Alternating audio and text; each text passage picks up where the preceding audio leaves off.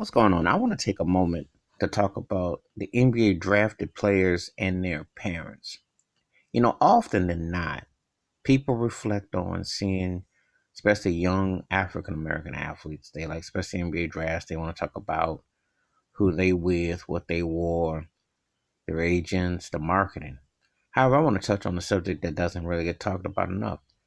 To see Zion Williamson, for instance, everybody knew he was going to be number one, and he was clean that night, and everything. But him and his mother was very touching.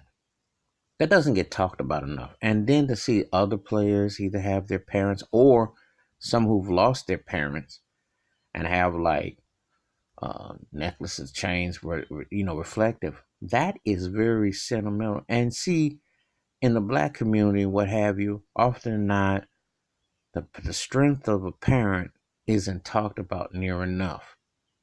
It's almost like, well, it's just like you just came out of nowhere and all the marketing and everything. But this was very, very important to see. And I have always applauded that, which doesn't get mentioned near enough. It can be Shaquille O'Neal and his mother. It can be Kevin Durant and his mother, Steph Curry and his parents. You see the love, the honor, the respect, everything that goes on with that. The power that Allen Iverson and his mother. I can go on. You know, you've seen it, what it means, what it has said. Many great NBA players, past, present, having that support, having that foundation.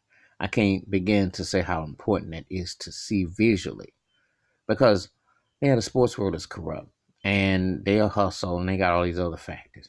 And they always want to talk about how much you're going to, basically like a plantation, like a field hand, how much you're going to do. But to see, we talk about the human aspect, to respect, and again, regardless of whatever happens with Zion Williamson, you can tell he's a very humble young man, and his mother and him are very reflective. And he says, I wouldn't be here without her.